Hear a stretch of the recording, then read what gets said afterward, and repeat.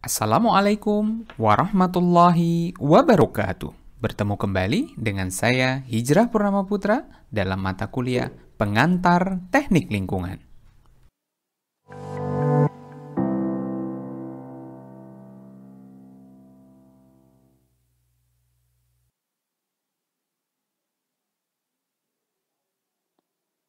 Pada video kedua ini masih dalam bahasan pengolahan sumber daya air yang dimiliki oleh negara kita.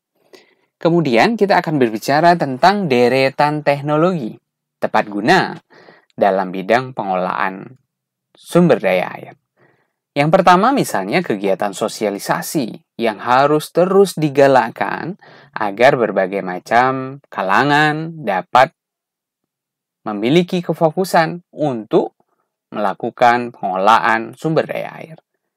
Kemudian ada lewat berbagai macam kegiatan ya, stiker ramah lingkungan, stiker hemat air, kemudian berbagai macam teknologi yang dapat dimanfaatkan, misalnya keran otomatis hemat air, shower, kloset double flush, perbaikan atau perawatan, kemudian pelampung air otomatis, pemilihan waktu untuk penyiraman tanaman, meteran untuk penggunaan air tanah. Itu adalah berbagai macam kegiatan pencegahan, pengurangan yang dapat dilakukan.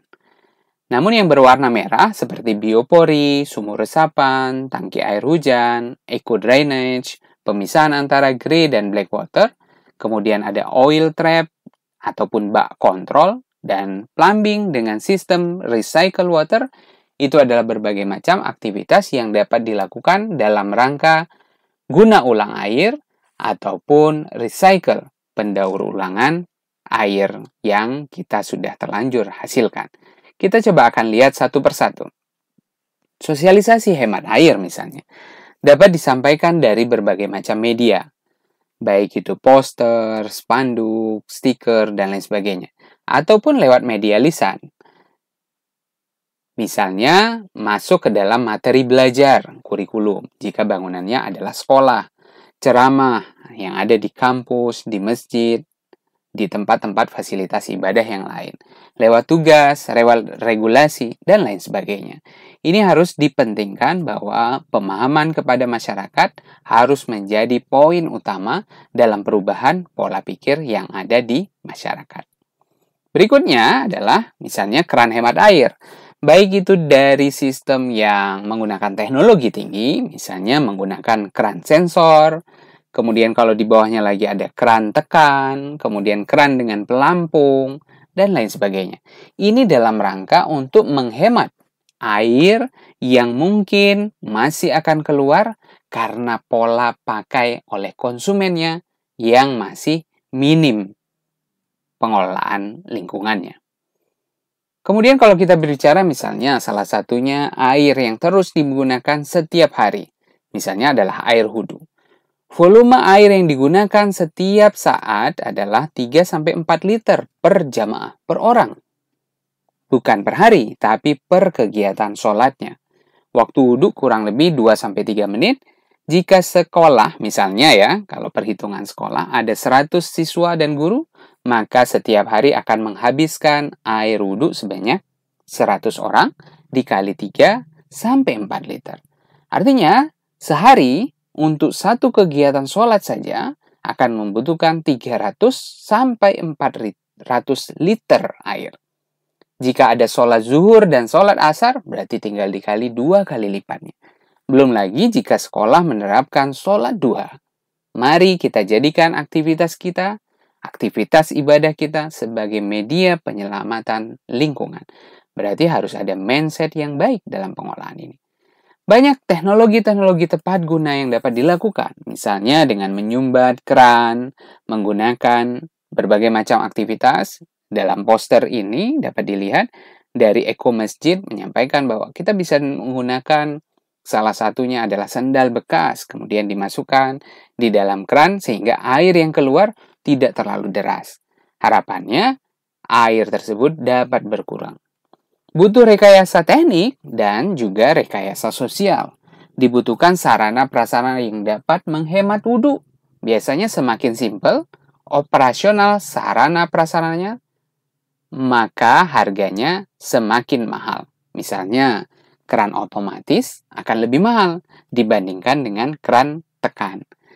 Nah, kita sarankan untuk level bangunan yang low budget, artinya memiliki budget yang rendah, lebih baik menggunakan sarana prasarana dengan model teknologi tepat guna. Dan dilengkapi dengan sosialisasi gerakan air wudhu untuk mengubah rekayasa sosial, untuk mendampingi proses perubahan sosial yang terjadi di sana. Dalam hal ini juga ada aplikasi daur ulang air wudhu untuk meyakinkan bahwa air daur ulang tersebut masih dapat digunakan.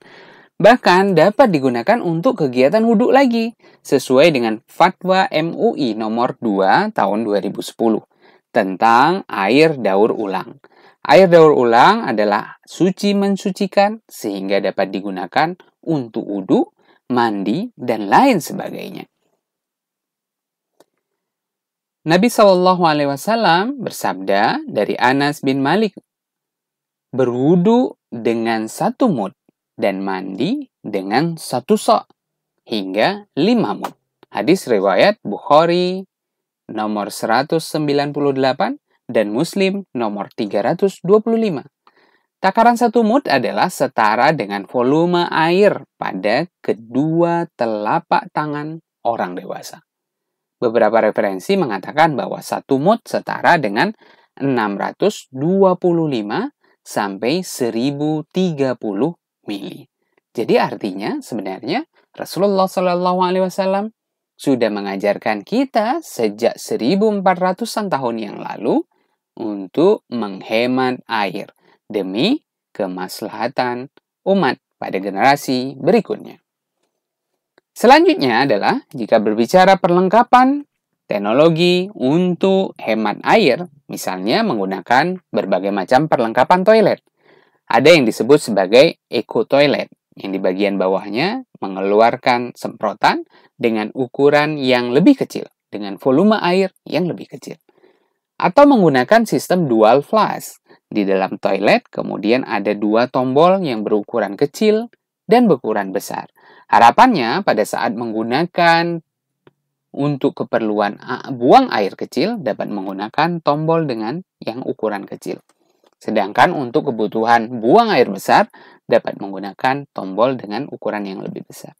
Ukuran tombol ini akan mempertimbangkan jumlah air yang akan keluar dibandingkan dengan toilet-toilet konvensional.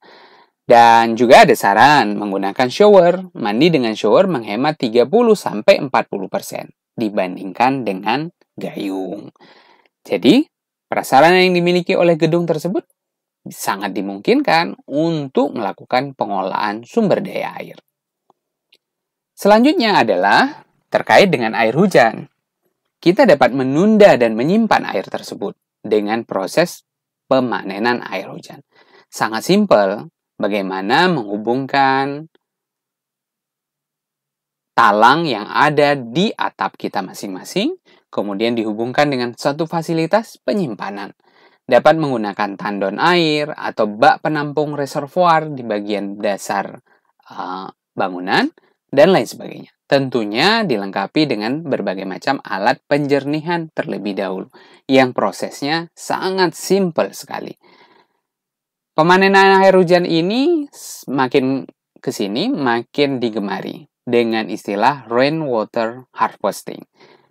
Aktivitas untuk memanfaatkan air hujan ini pun sangat beragam untuk berbagai macam aktivitas yang dapat dilakukan dalam kegiatan rumah tangga. Selain menyimpan air hujan dengan model rainwater harvesting tadi, dapat juga menggunakan teknologi biopori yang peralatannya lebih simpel, dengan cara menggali di tanah dengan ukuran kira-kira 8-10 cm dengan alat khusus bor biopori yang dioperasikan secara manual. Kemudian dengan ketinggian 80-1 meter dapat berfungsi sebagai pengolah sampah organik yang dapat dimasukkan ke dalam biopori sekaligus sebagai lokasi untuk menyerap air hujan tersebut. Kemudian dapat menggunakan metode-metode yang lain tentunya ya. Misalnya sumur resapan dengan konsep bahwa saat ada bangunan yang diolah kemudian ditutupi oleh perkerasan, oleh bangunan, oleh aspal, oleh beton, dan lain sebagainya, maka asumsinya adalah ada air hujan yang tidak dapat meresap ke dalam tanah. Sehingga kemampuan peresapan ini harus digantikan dengan fasilitas yang lain. Salah satunya adalah sumur resapan. Ini adalah metode sederhana yang dapat dihitung. Jadi teman-teman silakan untuk melihat kebutuhan jumlah sumur resapan yang perlu dihitung dan perlu diaplikasikan di area yang kita maksudkan dalam bangunan kita. Kemudian pengolahan air ini bisa juga dikolaborasikan dengan pengolahan air limbah. Misalnya konsep lama adalah bagaimana air hujan semaksimal mungkin masuk ke dalam badan air. Bagaimana air limbah pun setelah diolah akan masuk ke dalam badan air. Sehingga badan air pun nanti suatu saat akan kembali menjadi air bersih yang digunakan dalam kebutuhan gedung kita. Kemudian pola tersebut dicoba dirubah dengan model Integrated Water Management. Dengan memanfaatkan air reuse dan reclaim water. Sehingga air limbah tidak secara langsung dibuang ke badan air hujan pun tidak secara langsung dibuang ke badan air.